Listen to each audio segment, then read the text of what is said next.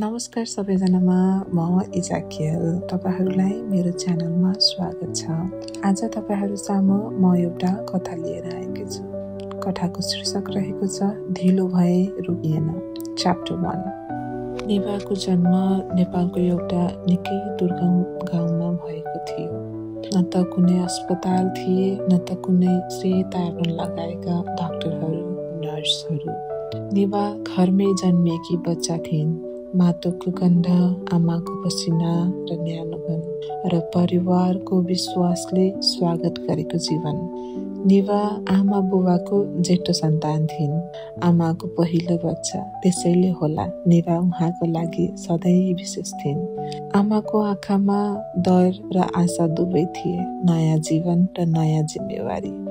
तर बाबाको जीवनमा भने उनी पहिलो सन्तान थिएनन्, न त पहिलो छोरी नै थिइन्। पहिलो विवाहबाट नै बुबाको केही छोरीहरू थिए।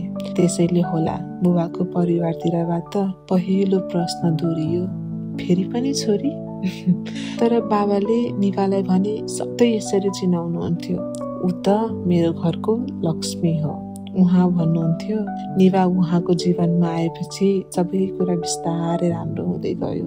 संयोग थियो वा विश्वास। तर निभाको जन्मपछि आमा बुबाले सदरमुकाममा एउटा राम्रो घर किन्नुभयो। जब निभा 2 वर्षकी थिइन्, अझ राम्रो सहरमा धेरै जग्गा जोड्नुभयो। सायद त्यसैले होला आज पनि बुबाको विश्वास अटल छ। निभा अझ पनि उहाँको जीवनमा सौभाग्य भनेर आएको मान्छे हुन्। निभाको जन्मको करिब 30-32 महिनापछि निभाको जीवनमा सानो भाइको आगमन भयो। अचानक निभा एक्लै रहिनन्। घरमा नयाँ आवाज आयो, आमाको काख बाँडियो र उनी चुपचाप ठुलो हुन थालिन्। उनी 3 वर्ष नपुग्दै उनीहरू सदरमुकामको नयाँ घरमा सरे, जुन बाबाले पहिला किन्नु भएको थियो। नयाँ ठाउँ, नयाँ परिवेश, जहाँ उनी, उनकी आमा र उनको भाइ मात्र। न कसैको चिन्जान, न त चिनिएका अनुहार। बस आफ्नो आवाज, आफ्नो सानो संसार र परिवारको न्यानोपन। अब निभा नेपालको दुर्गम ठाउँबाट सदरमुकाममा बस्ने भएकी थिइन्। छिट्टै उनलाई बोर्डिङ स्कुलमा पनि भर्ना गरियो। सायद त्यो उनको जीवनको पहिलो ठुलो बाहिरी संसार थियो। पहिलो दिन, आमाको हात छोड्दाको खालीपन, डर र नयाँ अनुहारहरूको भिड। तर समयसँगै उनले साथीहरू भेटिन्, धेरै साथीहरू, जो पछि गएर उनको बाल्यकालका रङ्गीन पानाहरू बन्न पुगे। आज पनि कोहीसँग फोनमा कुरा हुन्छ भन्छन् उनी। उस्तै हाँसो छ, तर समयले हल्का दूरी बनाएको छ।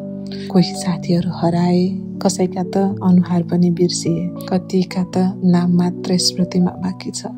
ती साथीहरूसँग फेरि भेट्न, फेरि ती दिन सम्झन मन अझै कहिले काहीँ तर्सिन्छ भन्छन्। स्कुलमा उनी खेलकुदमा प्राय पहिलो वा दोस्रो हुन्थिन् रे। दौड, खेल, प्रतिस्पर्धा यी सबैले उनले आफूलाई सक्षम छु भन्ने अनुभूति गरायो। पढाइमा पनि उनी सधैँ श्रेणी 3 मा पढ्थिन्। साना साना उपलब्धिहरूले उनको आत्मविश्वास बढाउँदै लगेका थिए। खोज, उत्सुकता र जिज्ञासाले उनको व्यक्तित्वलाई आकार दिँदै गएको थियो। उनको 6औं वर्षमा उनको जीवनमा एउटा सानी बहिनीको पनि आगमन भयो। घरमा फेरि नयाँ आवाज, नयाँ हाँसो, नयाँ रमाइलो आयो।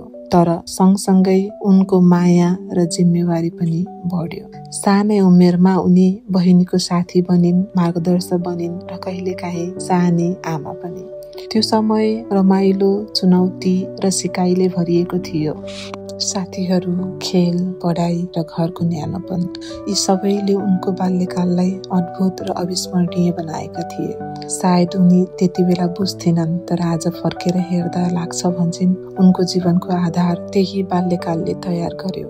सबै कुरा सुरक्षित थियो, सबै कुरा न्यानो थियो। घर, परिवार, साथीहरू र एउटा बालमन जो संसारलाई अझै डर बिना हेर्न सक्थ्यो।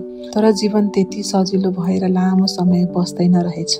त्यो न्यानोपनको बीचमै केही नबुझ्ने प्रश्नहरू उनका मनमा जन्मिन थाले। जब उनी 10 वर्ष पूरा भइन्, केही घटनाहरूले उनको बाल्यकालको नाम दिन सकेन।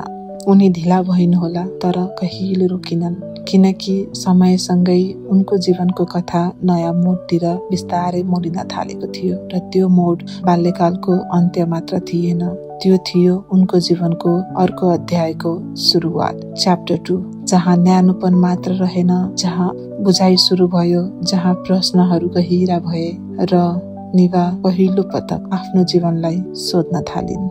धन्यवाद छ तपाईहरूलाई यहाँसम्म सुनिदिनु भएमा।